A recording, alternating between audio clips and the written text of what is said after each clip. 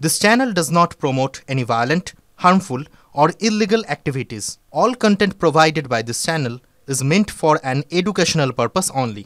নমস্কার, স্বাগত আপনাকে টিভি9 বাংলায় মর্নিং সুপার প্রাইম টাইম নিয়ে আমি দীপ রয়েছে আপনার সঙ্গে। ভাড়াটে তোলা নিয়ে গোলমাল, আর তাতেই নাম জড়ালো তৃণমূল বিধায়ক ঘনিষ্ঠর। বিধায়ককে হাত পা ভাঙার হুঁশিয়ারি তৃণমূল পঞ্চায়েত সদস্যর। বর্ধমান শহরের মেহেদিবাগান এলাকার ঘর দখলের জন্য মঈনুদ্দিনের বাড়িতে হামলা চালানো হয় বলে অভিযোগ। মঈনুদ্দিনের মাকে গাড়িতে বেঁধে অন্যত্র পাচার, প্রকাশ্যে সিসিটিভি ফুটেজ। অভিযোগ তৃণমূল বিধায়ক খোকন দাসের ঘনিষ্ঠ লালুর বিরুদ্ধে। এরপরেই বিধায়ককে হুঁশিয়ারি সরাইটিকর গ্রাম পঞ্চায়েতের তৃণমূল সদস্য শেখ নয়নের। গোষ্ঠীদ্বন্দ্বের ফল এমনটাই অভিযোগ বিরোধীদের।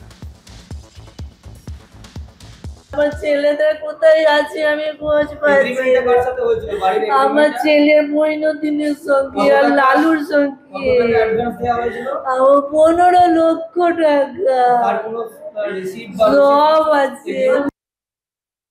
মহিলা কর্তাকে গাড়ির পেছনে বেঁধেছে, যেমন চোরকে বাঁধে গাড়ির পেছনে বেঁধেছে, যেমন উত্তরপ্রদেশে বিজেপি রাজ্যে ঘটনা ঘটে সেরকম গাড়ির পেছনে বেঁধে ওই মাটাকে নিয়ে যাচ্ছে। আর আমরা পার্টি অফিসে বসেছিলাম, বসে থেকে আপনার মাটা বলছে বাঁচাও বাঁচাও বাঁচাও, তখন আমাদের ছেলেগুলো যে প্রতিবাদ করেছে, ওই গাড়িটাকে আটকিছে।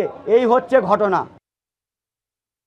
এই যত ভোট আসবে, আমরা বলেইছি যে যত ভোটের দিন এগিয়ে আসবে, যত ভোট মানে একদম শিওরে আসবে, তত কিন্তু তৃণমূলের মধ্যে এরকম গোষ্ঠীদ্বন্দ্ব প্রকাশ আসবে।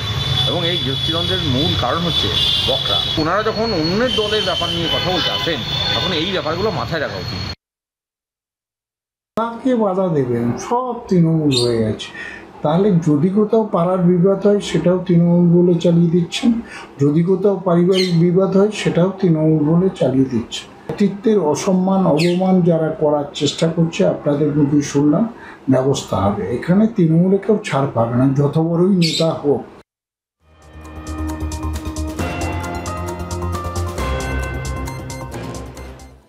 রাজ্যে এসআইআর করতে না দিলে ভোট করতে দেওয়া হবে না, হুঁশিয়ারি বিজেপি বিধায়কের গলায়। ইলেকশন কমিশনের চাকা স্তব্ধ করার হুঙ্কার ইংরেজ বাজারের বিজেপি বিধায়ক শ্রীরূপা মিত্র চৌধুরী। ইলেকশন কমিশনের যে চাকা স্তব্ধ করে দেব যদি বাংলায় এসআইআর না করে ইলেকশন করা হয়। তো আমরা এই ভোট চুরি, এই লুটপাট, এই নৃশংস হত্যা, ভায়োলেন্স, এটা সঙ্গে নিয়ে আমরা এবার ইলেকশনের ময়দানে নামতে দেব না, নামবো না। যেভাবে হোক না কেন, election commission autonomous body. Election কমিশনের কাজ হচ্ছে যে শান্তিপূর্ণভাবে মানুষ যেন ভোটাধিকার প্রয়োগ করতে পারেন।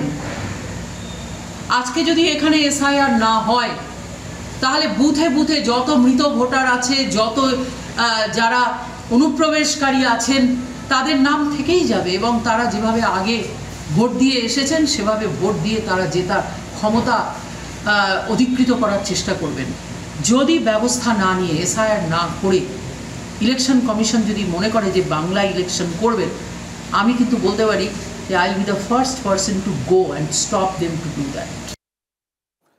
বিজেপি বিধায়ক যখন এই কথা বলছেন, তখন পাল্টা বিজেপির বিরুদ্ধেই ভোট চুরির অভিযোগে সরব মালদা জেলা তৃণমূল সভাপতি আব্দুর রহিম বক্সী। আপনারা আতঙ্কিত কারণ আপনারা ভোট চুরি করেছেন, তাই আজকে এসআইআরের জন্য এত পাগল হয়ে গেছেন। মুখ্যমন্ত্রী নিরপেক্ষ ভোট করবেন, সমস্ত জনগণ ভোট দিবে এবং 2026 সালে পুনরায় মুখ্যমন্ত্রী ক্ষমতায় আসবেন। আপনি কমসে কম ইংরেজ মানুষের পাশে এসে দাঁড়ান, মানুষ যে আশা নিয়ে ভোট দিয়েছিল তার পাশে এসে তার কাজটা করুন, এই আবেদনটা করছি। বড় বড় কথা বলে মানুষকে বিভ্রান্ত করে কোনো লাভ নেই। এসআইআর না করতে দিলে ইলেকশন কমিশনের চাকা স্তব্ধ করে দেওয়ার হুঁশিয়ারি দিলেন বিজেপি বিধায়ক। কি বলছেন সিপিএম নেতা সুজন চক্রবর্তী, শুনুন। উনি এমএলএ হয়েছেন বটে, কিন্তু আগুন ফাগুন জ্বালাতে যাচ্ছেন কেন? 12টা তো বেজে গেছে, গোটা দেশে তো আগুন জ্বলে গেছে। আর কি আগুন জ্বালানো বাকি থাকলো বিজেপির শাসনে? আগুন ঠাকুন কম জ্বালান। ভোটার লিস্ট সংশোধন ইজ এ মাস্ট। কেন হয়নি বলছে তার উত্তর দিতে হবে। এসআইআর করার নাম করে পরিযায়ী শ্রমিক ভিন রাজ্যে আছে, সে কেন বাড়িতে নেই, অত তার নাম বাদ দেব, এই রকমের কোনো তাল যদি করে, তাহলে সে শ্রীরূপাই হোক আর যাই হোক, কাউকে অ্যালাউ করা হবে না।